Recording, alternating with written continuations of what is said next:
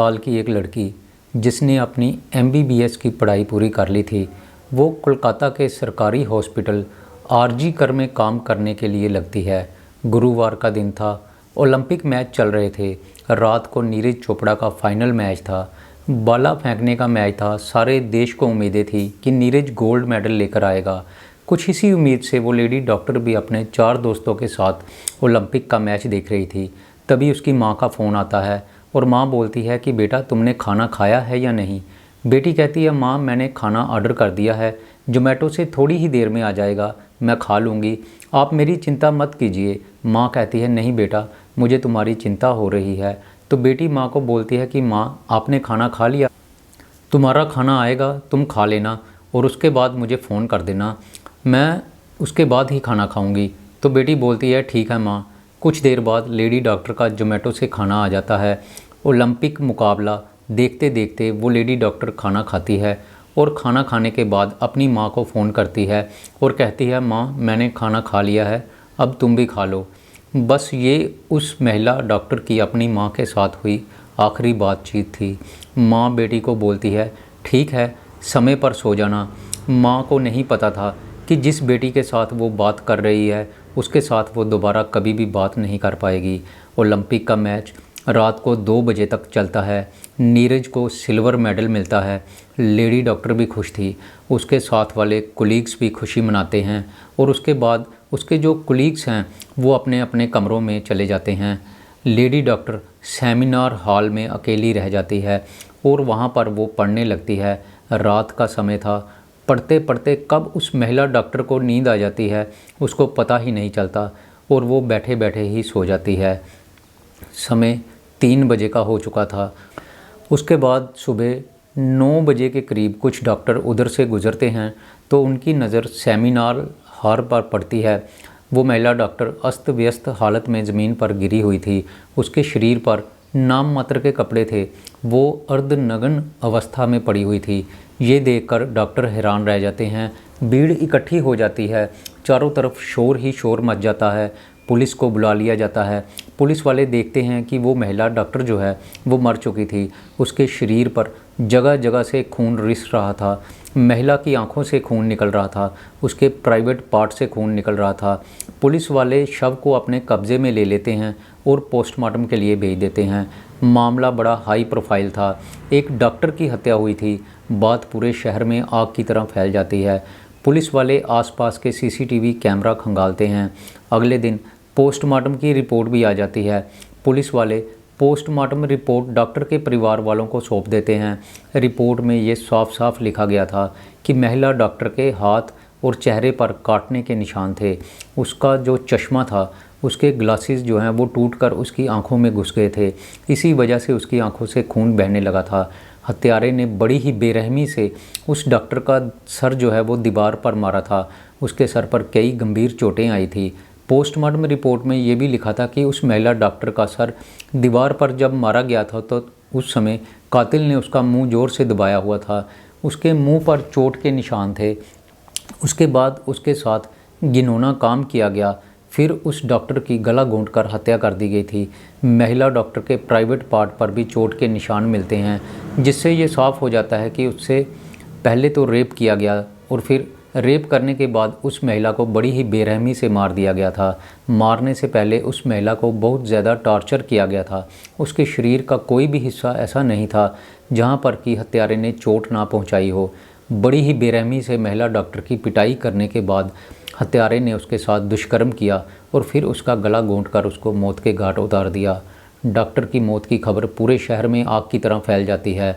Police वाले मामले की तहकीकात करनी शुरू कर देते हैं और महज 6 घंटे के अंदर ही एक संजय नाम के शख्स को गिरफ्तार कर लिया जाता है। संजय राय हत्या वाली रात 2 बार आरजी कर कॉलेज में गया था। एक बार तो तकरीबन वो 11 बजे गया था और 1 घंटे बाद वो वापस आ जाता है।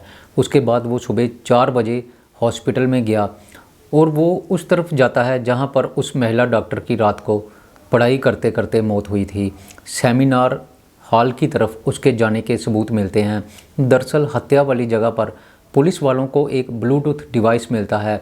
उस ब्लूटूथ डिवाइस को जब पुलिस वाले, जिन लोगों के ऊपर भी उनको शक था, उस समय जो महिला डॉक्टर के साथ कोलीग्स थे या ये लड़का संजय राय जो पकड़ा गया था, उनके फ़ोन के साथ उस ब्लूटूथ डिवाइस को कनेक्ट करने की कोशिश की जाती है। तो वो ब्लूटूथ डिवाइस जो है वो संजय राय के फ़ोन से कनेक्ट हो जाता है, जिससे ये बात साफ़ हो जाती है कि वो ब्लूटूथ डिवाइस जो है वो संजय राय का था।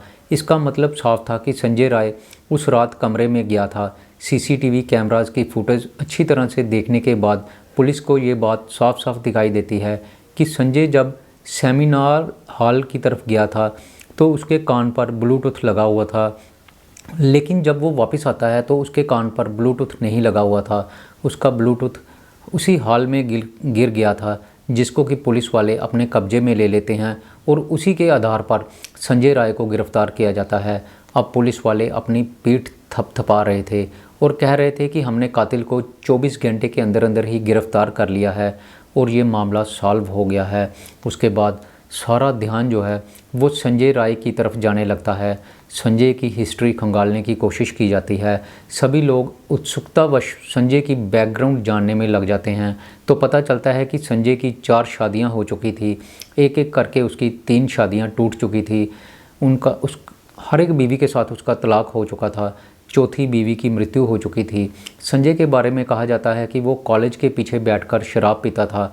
उस रात भी वो वहाँ पर शराब पी रहा था। शराब के नशे में ही उसने ऐसा काम कर दिया। संजय अपनी माँ, बीवी और बहन के साथ मारपीट भी करता था। उसका रिकॉर्ड शुरू से ही गंदा था।